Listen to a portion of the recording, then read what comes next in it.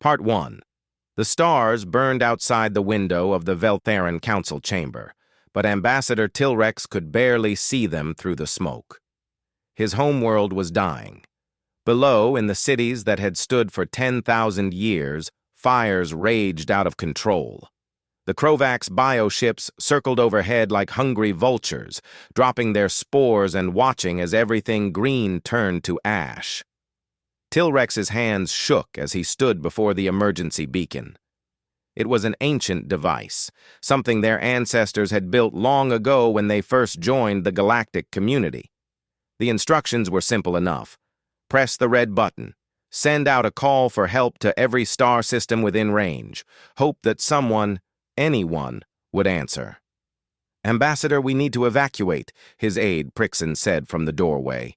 The young Veltharan's fur was singed, and his eyes were wide with fear. "The Krovax are breaking through the final shields."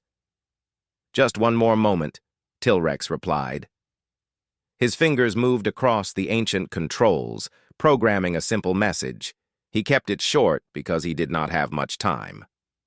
"We are dying. Please help." He added the coordinates of their last remaining colony world, Velthara Minor. Then he pressed send. The beacon hummed to life. It would broadcast the message across thousands of light years, reaching every civilization that had the technology to hear it. Tilrex knew the odds were not good. The Krovax were one of the most feared empires in the galaxy.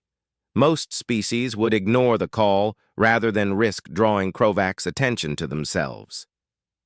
"It's done," Tilrex said quietly. "Now we run." They fled the council chamber as the building shook. Behind them, the ancient walls crumbled as a Krovax bioship crashed through the roof. Tilrex did not look back. There was nothing left to see but death.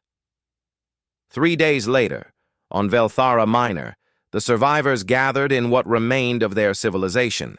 12 billion Veltharans had lived across their republic. Now only 300 million remained, crowded onto this one small colony world. They had brought what they could carry and nothing more. Children cried for parents who would never return. The elderly sat in stunned silence. Prixon worked at the communications station, monitoring for any response to the distress call. For 2 days, nothing came. On the 3rd day, he received the first replies. The Galactic Council sent their sympathies but explained they could not risk war with the Krovax. The Merchants Guild offered to evacuate refugees for a price the Veltharans could never afford. 3 dozen other civilizations sent variations of the same message. "We are sorry, but we cannot help." Prixon slumped in his chair. It was over then. The Krovax would come for Velthara Minor soon enough, and when they did, the Veltharan people would cease to exist. "Sir," one of the junior technicians called out, "we have another response, but this one is different." Prixon walked over to the console. The message had come from a star system he did not recognize. The computer marked it as Sol 3, located in an isolated region of space. When he pulled up the system information, warning symbols flashed across his screen in urgent red. "Deathworld," Prixon read aloud. "Class 12 hazard rating, extreme gravity, dangerous atmosphere. Inhabited by apex predator species. Do not approach. Do not make contact. Quarantine zone." The other technicians gathered around. One of them laughed nervously. "A Deathworld answered our call? That's impossible. Species from Deathworlds never develop space travel. They kill themselves in tribal wars first." But Prixon played the message. A voice came through the speakers translated by their universal language software. It was a deep voice, steady and calm. "Message received. Help is coming. Hold on." The room fell silent. Prixon played it again to make sure he had heard correctly. Yes, that was what the voice said. Help is coming. "Should we tell the ambassador?" the junior technician asked. Prixon thought about it. What if this was a cruel joke? What if the Deathworld species was just mocking them? But then he remembered the voice in the message. It did not sound like mockery. It sounded like a promise. Yes, Prixon decided. Tell him immediately. Far across the galaxy, on a space station orbiting the third planet of the Sol system, Captain Kang Hyun stood on the bridge of the UHSV Indomitable and watched Earth turn below. His homeworld was beautiful from up here, all blue oceans and white clouds. It was hard to believe how dangerous it really was. Down there, hurricanes could level entire cities. Earthquakes split the ground open. Volcanoes buried whole nations under ash. And that was just the planet itself, not counting the diseases and predators and 1,000 other ways Earth tried to kill anything living on it. Humans had survived all of that. More than survived. They had thrived. And now they had ships that could travel between stars. "Captain, we just received something unusual," his communications officer said. "It's a distress call from outside our space, very far outside." Hyun walked over to the communications station. He listened to the message 3 times. The voice on the other end sounded desperate and afraid. The translation software worked slowly, but the meaning was clear enough. An entire civilization was begging for help. "Where did this come from?" Hyun asked. "The Veltharan Republic, sir. According to our star charts, they're about 3 weeks away at maximum jump speed. The message says they're under attack by something called the Krovax." Hyun pulled up what little information they had on the Krovax. The reports painted a grim picture. A hive-minded empire that consumed everything in their path. No negotiations, no mercy. They had conquered dozens of civilizations. "Sir, what should we do?" the communications officer asked. Hyun did not hesitate. He had joined Earth's military to protect people. It did not matter if those people were human or not. "Send a reply. Tell them help is coming." "Sir, shouldn't we wait for orders from Fleet Command?" "I'm giving you an order right now, Lieutenant. Send the message." The communications officer nodded and composed the reply. Hyun recorded it himself, keeping his voice steady and reassuring. He wanted the Veltharans to know that someone was listening, that someone cared. After he sent the message, Hyun opened a direct channel to Earth Fleet Command. Admiral Choi Dae-hyun's face appeared on the screen. The Admiral was an older man with gray hair and sharp eyes that missed nothing. "Captain Hyun, I was expecting your call," Dae-hyun said. "I assume this is about the Veltharan distress signal?" "Yes, sir. They need help." "I've already reviewed the situation. The Krovax are a significant threat. If we intervene, we might be starting a war." Hyun held Dae-hyun's gaze. "With respect, sir, the war has already started. The Veltharans didn't ask for this. They're dying because some hive mind decided they don't have a right to exist." Dae-hyun was quiet for a long moment. Then he smiled slightly. "That's what I thought you'd say. I agree, Captain. Prepare your ship for deployment. I'm mobilizing the First Fleet. We're going to show the galaxy what happens when they mess with innocent people." Hyun felt a surge of pride. This was why he served. This was what humanity was meant to do. "Yes, sir.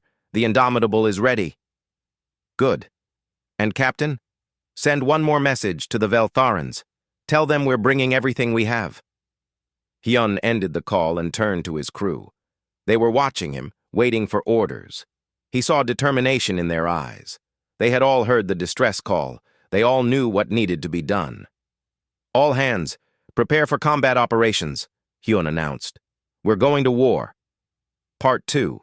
The hangar bay of Earth Station 1 had never seen this much activity. Vice Admiral Park Jun-ho walked through the organized chaos with his hands clasped behind his back, watching as crews loaded weapons and supplies onto transport ships. Marines in their powered armor marched in formation toward their assigned vessels. Engineers ran final checks on missile systems and shield generators. Everyone moved with purpose. Jun-ho had served in Earth's military for 30 years. He had fought in the Mars Rebellion when the colony tried to break away from Earth. He had commanded the defense of Titan Station when pirates tried to take it. He had seen combat in a dozen different places across the Sol system. But this was different. This was humanity's first real war beyond their own space. "Admiral on deck," someone called out, but Junho waved them off. "As you were. Keep working." He found Colonel Yoon Sora supervising the loading of the 5th Marine Division's equipment. Sora was shorter than most of her Marines, but she made up for it with intensity. Her dark eyes missed nothing as she checked each squad's gear personally. "Colonel, how are we looking?" Junho asked. "Ready, sir. My people have been training for combat in hostile environments their whole careers.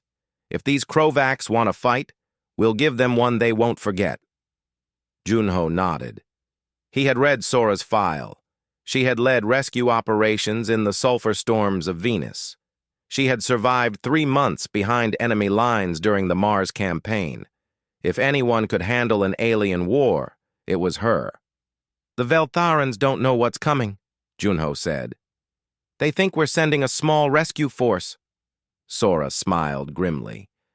"They're about to learn that humans don't do anything small." On the other side of the station, Dr. Lee Hanna packed her medical equipment into sealed containers. She was one of Earth's leading xenobiologists, someone who studied alien life. The problem was that until now, humanity had never actually met any aliens. All of her work had been theoretical, based on radio signals and mathematical models. Now she was about to meet real aliens, multiple species, in fact, and she needed to figure out how to keep them alive. Her assistant, a young researcher named Kim Tae-yang, looked nervous as he helped her pack. "Dr. Lee, do you really think we can trust the Veltharans? What if this is a trap?" Hanna considered the question seriously. "I've analyzed their distress call 100 times. The fear in that voice was real. Nobody fakes desperation that well." She sealed another container. "Besides, if it is a trap, we have 73 warships. I think we'll be fine." Taeyang laughed nervously. "When you put it that way." The fleet assembled over 3 days. Ship after ship arrived at the rendezvous point just beyond Earth's moon. The UHSV Indomitable was there, along with her sister ships Relentless and Unyielding. 12 massive dreadnoughts formed the heavy core of the fleet, their armor plating thick enough to shrug off asteroid impacts. 28 destroyers served as the fleet's fast attack force. Support ships carried supplies and ammunition, and at the center of it all was the flagship Soul's Fury, a carrier large enough to hold 50 fighter craft. Captain Kang Hyun stood on the bridge of the Indomitable and watched the fleet gather. It was the most beautiful and terrifying thing he had ever seen. This much firepower could crack a planet, and they were bringing it all to rescue people they had never met. "Captain, we're receiving final orders from Fleet Command," his communications officer reported. Admiral Dae-hyun's face appeared on the main screen. Behind him, Hyun could see the Earth hanging in space, a reminder of what they were fighting for. "Captains of the First Fleet, in 1 hour we jump to Veltharan space. Our mission is simple. Rescue the Veltharan people and eliminate the Krovaks' threat. I won't lie to you, this is dangerous. We don't know what weapons the Krovaks have. We don't know how many ships they can field. What we do know is that innocent people are dying, and we have the power to stop it." Dae-hyun paused, letting his words sink in. "Some of you might wonder why we're doing this. Why risk human lives for aliens we've never met? I'll tell you why. Because it's the right thing to do. Because we're strong enough to help, and that means we have a responsibility to help. And because I'll be damned if humanity's first act on the galactic stage is to turn our backs on people who need us." Hyun felt a chill run down his spine. This was why he served. This was what made humanity special. "All ships, prepare to jump on my mark. And remember, we're not just fighting for the Veltharans. We're showing the whole galaxy who we are. Make it count. Dae-hyun out." The screen went dark. Hyun turned to his crew. You heard the Admiral. All stations, report readiness. Around the bridge, officers called out their status. Weapons ready, shields ready, jump drive ready. Everything was green. Lieutenant Nam Jiwan, his tactical officer, pulled up a holographic display of their planned route. Sir, if we push the jump drives to maximum, we can make it to Veltharan space in 3 weeks, but that's faster than the recommended safe speed. Will it damage the ship? Probably not, but it will be uncomfortable, and if something goes wrong mid-jump, we won't be able to stop quickly. Hyun thought about the Veltharans waiting for help. 3 weeks was already a long time. If they went slower, it might be too late. Set course for maximum speed. If the drive systems complain, tell them to toughen up. Jiwan grinned. Yes, sir.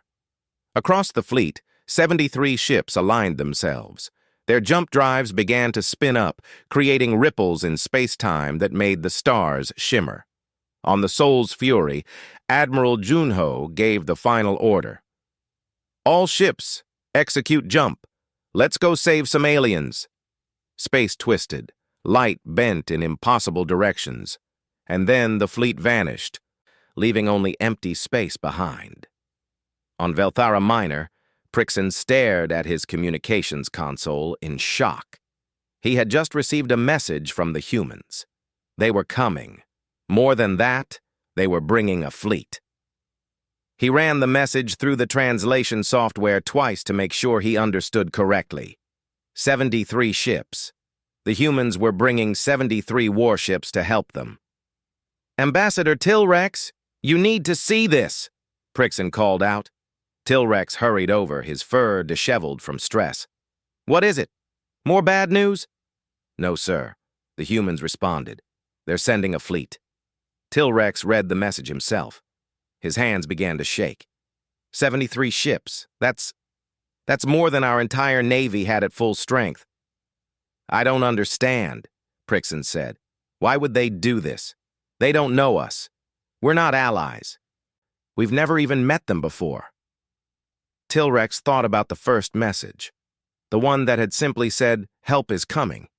He thought about the Deathworld those humans came from, a planet so dangerous it was marked off-limits by the entire galaxy.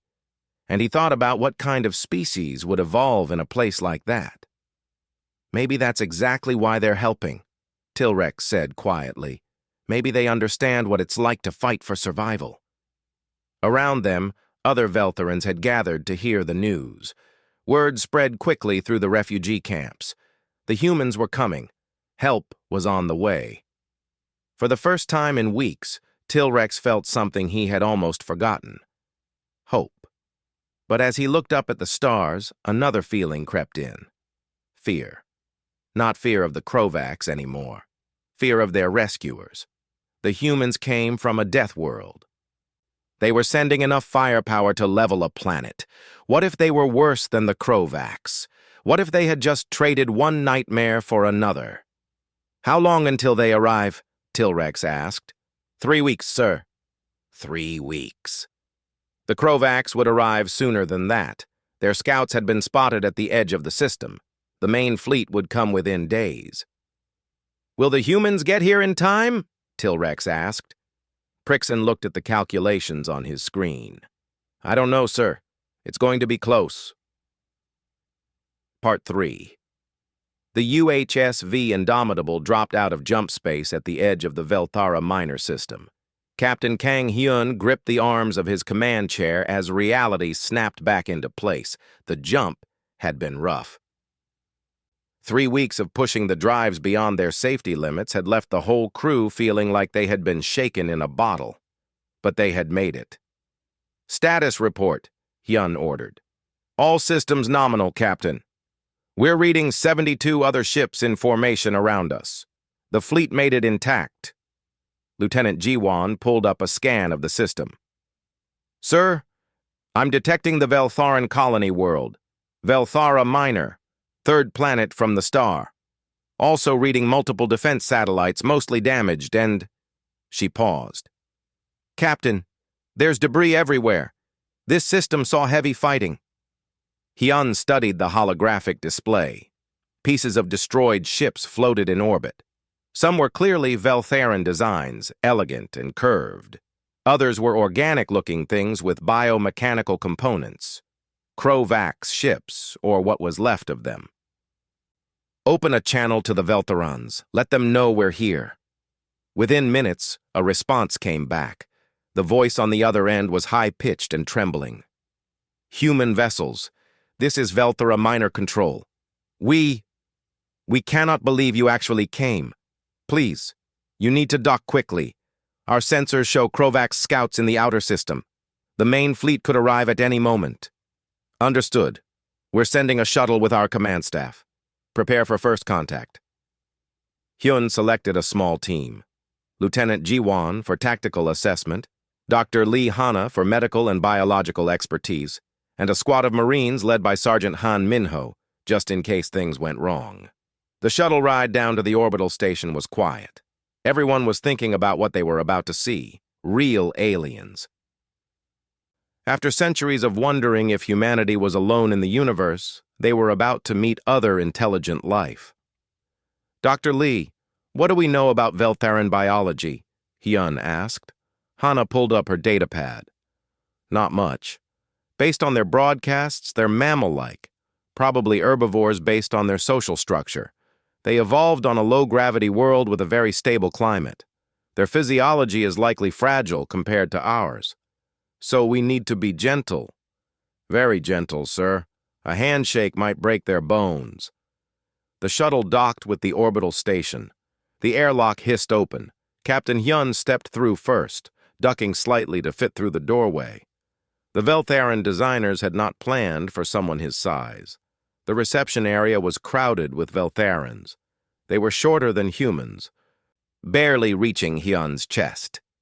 Their fur was soft and colorful, ranging from cream to light brown. Large eyes dominated their faces, giving them a perpetually startled expression. When Hyun entered, several of them gasped and took a step back. One Veltharan stepped forward, his fur a distinguished gray. I am Ambassador Tilrex. You must be Captain Hyun. We are grateful beyond words for your arrival. Hyun extended his hand slowly, remembering Hana's warning. Ambassador, it's an honor to meet you. We received your distress call and came as fast as we could. Tilrex stared at Hyun's hand for a moment before carefully placing his own smaller hand in it. Hyun shook gently. The Veltharan's bones felt like twigs in his grip. Your ships, Tilrex said. There are so many of them. We expected perhaps 1 or 2 vessels. We brought the first fleet, 73 warships. When humans respond to a distress call, we don't hold back. The Veltharans exchanged nervous glances. Prixon, the communications officer, spoke up. Captain, forgive us, but we must ask. Your planet is listed as a Deathworld, Class 12 hazard. How did your species survive long enough to develop space travel? Dr. Lee Hana stepped forward. Our planet tried very hard to kill us. Extreme weather, dangerous predators, deadly diseases, but humans are stubborn. We refuse to die. And now you fight wars between stars. Tilrex said quietly. He was not sure if he should be hopeful or terrified. Now we protect people who need protecting, Hyun corrected. Ambassador, we need information about the Krovax, their capabilities, their tactics, their numbers. Tilrex led them to a command center. The walls were covered with displays showing star maps and tactical data.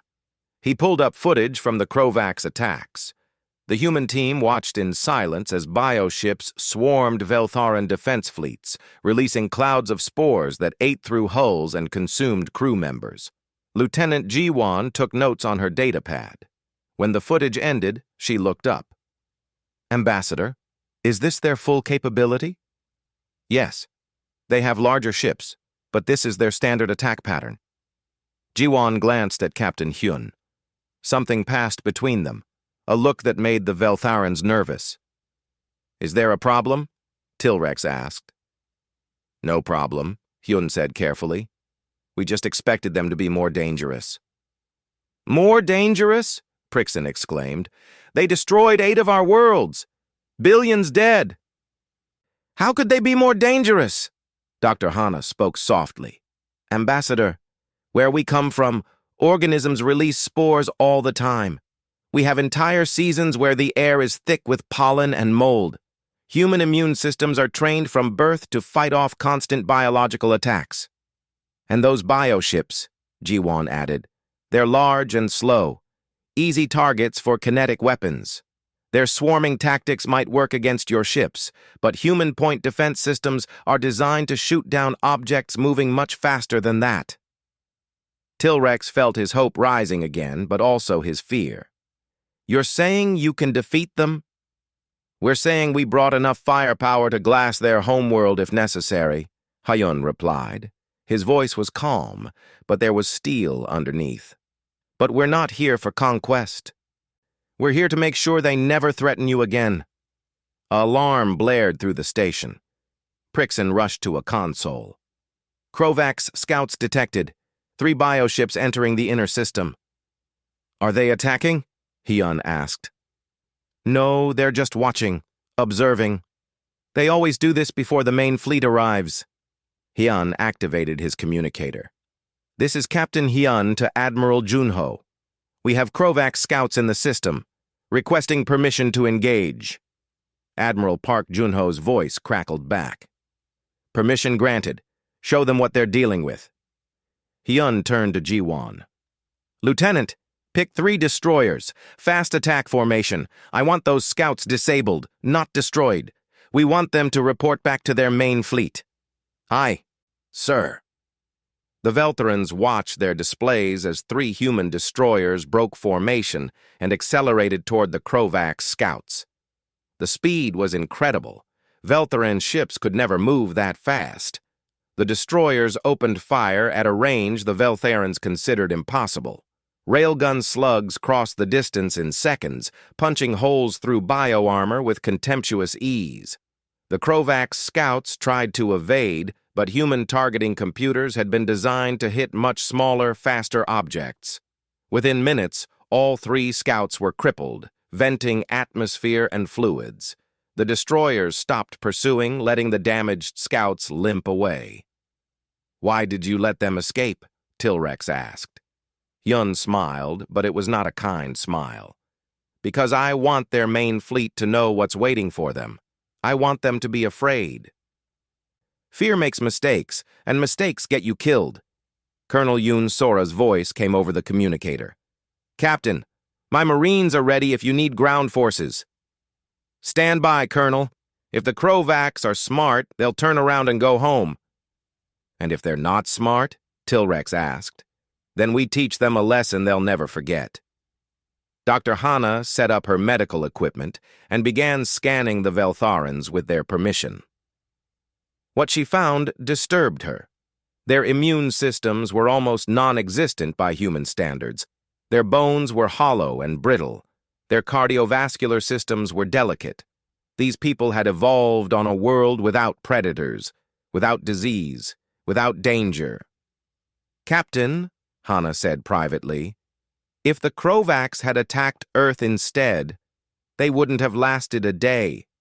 But against the Veltharans, they're like wolves among sheep. Then it's a good thing the shepherds showed up, Hyun replied. Ambassador Tilrex approached Hyun again. Captain, I must ask, why are you doing this? You don't owe us anything. Your people could have ignored our call. Hyun looked out the observation window at the human fleet hanging in space. Ambassador, Earth taught us that the universe is cruel, but it also taught us that the only way to survive is to help each other. We're strong enough to protect you, so we will. It's that simple. And after, when the Krovax are gone, then we go home. We're not conquerors, Ambassador. We're just people who answer distress calls. On the edge of the system, the damaged Krovax scouts sent their reports back to the main fleet. The hive mind processed the information. 3 ships destroyed. New enemy detected. Unknown capabilities. Evaluation. Threat level uncertain. The hive mind made its decision. Send the full fleet. Overwhelming numbers always win. These new arrivals, these humans, would be consumed like all the others. Part 4. The Krovax fleet emerged from jump space like a swarm of locusts. 200 bioships, each one a living weapon grown in the breeding pits of their home cluster. They pulsed with sickly green light as biological reactors powered their systems. The largest ships were the size of small moons, their hulls covered in organic armor that could heal minor damage. Smaller craft darted between them like remora fish around sharks. On the orbital station, alarms screamed. Prixon's hands shook as he read the sensor data. 200 ships. They brought their entire regional fleet. Ambassador Tilrex felt his hope die. The humans had 73 ships. They were outnumbered almost 3-1. He wanted to believe, but the numbers did not lie. Mathematics was cruel and absolute. Captain Kang Hyun stood calmly on the bridge of the Indomitable, watching the Krovax fleet arrange itself for attack. They were spreading out, preparing to swarm from multiple directions. It was good tactics against an enemy who fought defensively. Unfortunately for them, humans never fought defensively. Lieutenant Ji-won, what's your assessment? The tactical officer studied her screens. Their formation is designed for overwhelming smaller forces through superior numbers. Each bioship carries approximately 2,000 combat organisms plus spore weapons. They'll try to board any ship they can latch onto. And their weakness? They're slow, sir. Their larger ships move like cargo haulers, and their organic armor, while self-healing, is weaker than our composite plating. Kinetic weapons will punch right through. Hyun nodded. Admiral Junho, this is Captain Hyun. Recommendation: aggressive assault, full fleet engagement. Don't give them time to swarm. On the flagship Seoul's Fury, Admiral Park Junho reviewed the tactical display. The Krovax were setting up for a siege, expecting the humans to defend the planet. They had no idea what was coming. All ships, this is Admiral Junho. We are not defending. We are attacking. Formation Delta 7, maximum combat speed. Target the command ships first. Show no mercy to those who showed none to the Veltharans.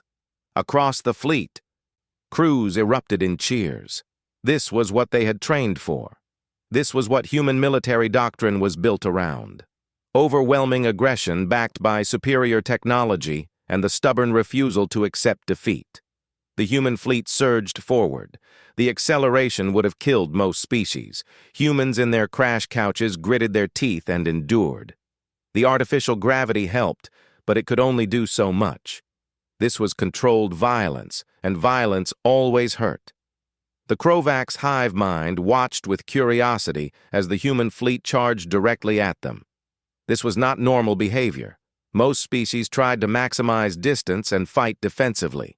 These new creatures were rushing toward death. The hive mind broadcast confidence to its fleet. New prey detected. Unusual tactics. No matter. We are many. They are few. Victory certain. Then the human fleet opened fire. The UHSV Seoul's Fury fired its main railgun batteries. Each slug was a depleted uranium penetrator accelerated to a significant fraction of light speed. The kinetic energy was enormous. The first volley hit 3 Krovax command ships before they could react. The slugs punched through their organic armor like paper, continuing through the ship's interiors and out the other side. Secondary explosions rippled through the bioships as their internal organs ruptured. The destroyers launched missile swarms. Thousands of smart munitions streaked across the void, their AI cores processing evasion patterns faster than biological minds could think. The Krovax tried to shoot them down, but their biological point defense was too slow. Missiles impacted biohulls and detonated, ripping massive holes in the living ships. The dreadnoughts moved into position and fired their heavy plasma cannons. Streams of superheated matter burned through space, temperature hot enough to melt steel in microseconds. The Krovax organic armor, designed to heal from small impacts, simply vaporized. Within the first 3 minutes of engagement, 27 Krovax ships were destroyed. The hive mind felt something it had not experienced in centuries. Confusion, then fear. Retreat pattern, it ordered. Swarm formation, overwhelmed through numbers. The remaining Krovax ships tried to reorganize. They released clouds of smaller attack craft and began their swarming tactics. Against Veltharan ships, this had always worked. Against humans, it was suicide. The human point defense systems activated. These were weapons designed to shoot down micrometeorites traveling at orbital velocities. Against slow-moving biocraft, they were devastatingly effective. Automated cannons tracked targets faster than organic eyes could see. Lasers carved through the swarm with surgical precision. In 30 seconds, the attack wave was reduced to debris. Captain Yun watched from the Indomitable's bridge as his ship cut through the Krovax formation. Tactical, focus fire on their breeding ships, the big ones in the back. Aye, sir. Weapons locked. The Indomitable fired her main guns.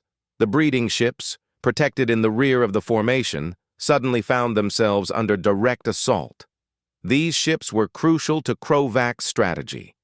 They could grow new warriors and repair damaged vessels. They were also slow and poorly armored because they were never supposed to see combat. 3 breeding ships died in as many minutes. Colonel Yoon Sora's voice crackled over the fleet channel. This is Sora to all marine companies. Prepare for boarding operations. Target any ship still moving. Boarding pods launched from the marine transports. These were armored shells designed to punch through ship hulls and deliver troops directly into enemy vessels. The Krovax tried to shoot them down, but human pods were built to survive atmospheric re-entry on Earth. They shrugged off bioplasma like raindrops. The pods crashed into Krovax bioships. Marines in powered armor stormed through the breaches. Inside the ships, they found nightmares. The corridors were made of living tissue that oozed and pulsed. Krovax warriors swarmed them, creatures with blade arms and acid sacs. The Marines cut them down without hesitation. Human weapons had been designed to function in any environment from vacuum to corrosive atmospheres. Assault rifles barked in the organic corridors. Combat knives carved through chitin armor. The Krovax had evolved for consuming weaker species. The humans had evolved fighting apex predators on a Deathworld. It was not even close. Sergeant Han Minho led his squad through a Krovax command vessel. They moved with practiced efficiency, clearing each chamber methodically. The ship's organic walls tried to seal off corridors to trap them. Minho burned through with a plasma cutter. "Sarge, what are these things anyway?" one of his Marines asked while reloading. "They're bullies," Minho replied. "And I really hate bullies." Back on Velthara Minor's orbital station, the Veltharans watched the battle in stunned silence. Their sensors showed the impossible. The humans were winning. No, not just winning. They were dominating. The Krovax fleet that had terrorized an entire sector was being systematically destroyed. Ambassador Tilrex felt tears running down his face. "They're doing it! By all the stars, they're actually doing it!" Prixon laughed in disbelief. "Sir, look at the casualty reports. The humans have only lost... They haven't lost any ships. Not one." "How is that possible?" Dr. Lee Hanna, who had stayed on the station to coordinate medical efforts, smiled. "Because they're from Earth, and Earth doesn't raise quitters." The battle raged for 6 hours. The Krovax tried everything. They attempted to ram human ships, but the reinforced hulls designed to withstand asteroid impacts barely dented. They released their spore weapons, but human ships were sealed environments with military-grade filtration systems. The spores died before reaching any crew members. They tried to overwhelm individual ships through numbers, but human captains simply called for support, and sister ships arrived within minutes. The hive mind's confidence crumbled into panic. These humans, these prey, were predators worse than the Krovax themselves. They fought with cold efficiency, wasting nothing, missing nothing. Every shot found its target. Every tactic worked perfectly. It was as if they had been doing this for thousands of years, and in a way, they had. Humans had been at war with their planet, their environment, and each other since they first climbed down from trees. They had turned warfare into science, into art. The hive mind made its final calculation. Survival probability, near zero. Acceptable losses, exceeded. Recommendation, retreat. 27 Krovax ships broke formation and jumped out of the system, fleeing back toward their home cluster. They left behind 173 destroyed vessels and the corpses of millions of Krovax warriors. Admiral Junho's voice broadcast across all channels. All human ships, cease fire. Let them run. Let them tell their leaders what happens when you attack innocent people. The guns fell silent. The void around Velthara Minor was filled with debris and fading explosions. In the middle of it all, 73 human warships held formation, barely scratched. On the Indomitable, Captain Hyun received the casualty report. 2 ships with minor damage. 43 crew members injured, mostly from the rough maneuvering. 7 dead, all Marines who had fallen during boarding operations. 7 human lives for billions of Veltharans saved. It was a price Hyun hated to pay, but he knew those Marines would have considered it worth it. Lieutenant Jiwon, send a message to Velthara Minor. Tell them the Krovax are gone. They're safe now. Part 5. The celebration on Velthara Minor lasted 3 days. The Veltharans could not believe their salvation was real. They kept checking their sensors, expecting the Krovax to return. But the void remained empty except for human ships on patrol and the debris field that marked humanity's first interstellar battle. Ambassador Tilrex stood in the command center, watching as human engineering teams helped repair the orbital station's damaged systems.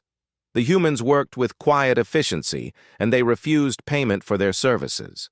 When Tilrex had offered compensation, Captain Hyun had simply said that friends help each other.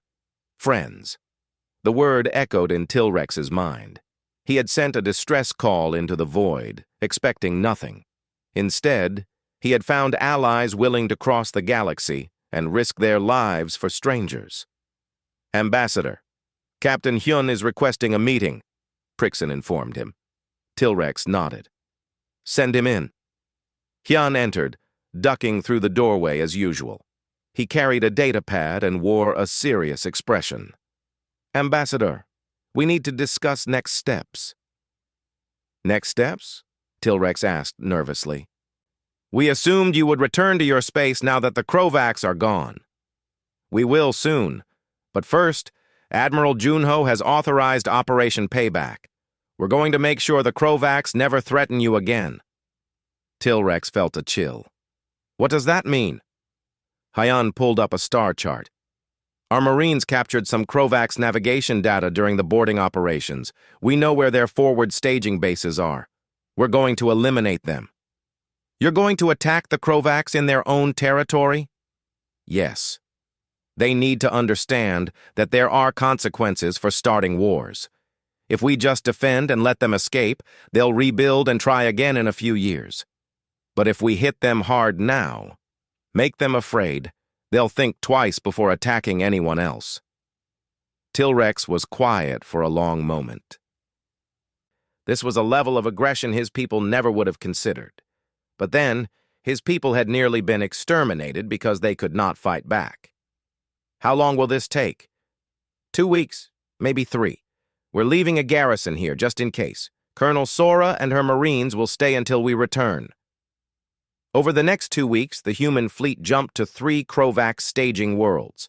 At each location, they found massive biofacilities growing new warriors and breeding ships for future invasions. Admiral Junho did not hesitate. The facilities were destroyed from orbit, their organic structures burned to ash by plasma bombardment. The Krovax tried to defend their bases, but it was useless. The human fleet had learned their tactics. Every attack was countered. Every ambush was anticipated.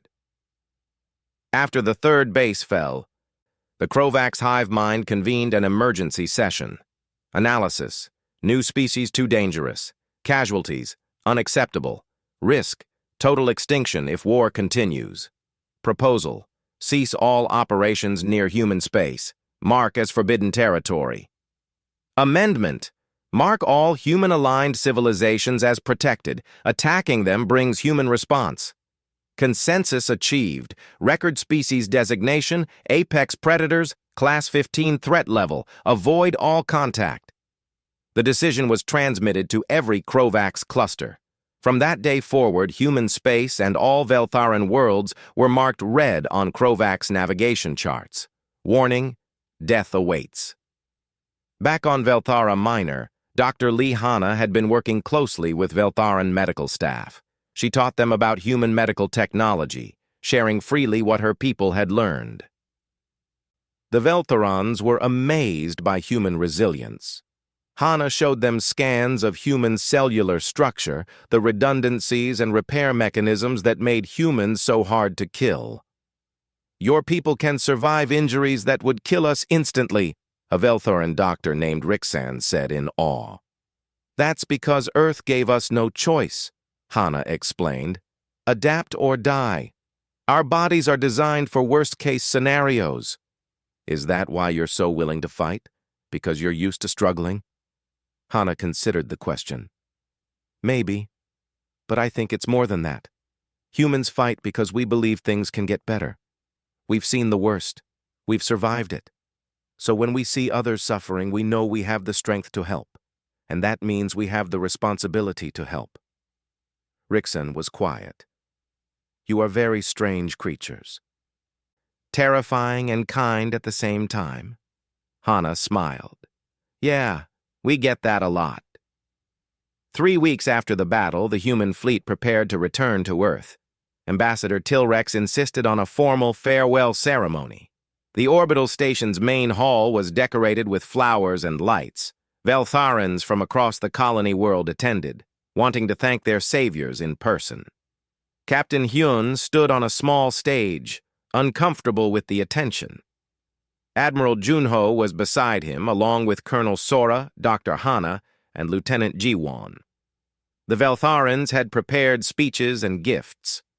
Tilrex stood at a podium, his voice shaking with emotion. "We have no words sufficient to express our gratitude. You came when no one else would. You fought when victory seemed impossible. You asked for nothing in return. The Veltharan people owe you a debt that can never be repaid." Tilrex paused, wiping tears from his eyes. "But more than saving our lives, you have given us something we had lost. Hope, faith that there is goodness in the universe. You showed us that strength can be used for protection instead of conquest." He pulled out an ornate crystal, something that glowed with soft blue light. "This is the Star of Valor, our highest honor. We wish to present it to the human people." Admiral Junho stepped forward and accepted it carefully. "Ambassador, we're honored. But we didn't do this for recognition. We did it because it was right." "We know," Tilrex replied. "That's what makes you heroes." After the ceremony, Tilrex walked with Hyun through the station's observation deck. They looked out at the stars together. "Captain, what happens now? Will you establish permanent contact with us?" "That's up to your people and ours. We'll definitely set up communications, and if you need help again, you know where to find us." "The Galactic Council wants to meet with humanity. They're concerned about you." Hyun laughed. "Concerned? You destroyed a threat they had been afraid to face for decades, in less than a day. That makes them nervous. Tell the Council we're not interested in their politics. We just want to be left alone to do our own thing. But if anyone sends out a distress call like yours, we'll answer it. Every time." Tilrex smiled.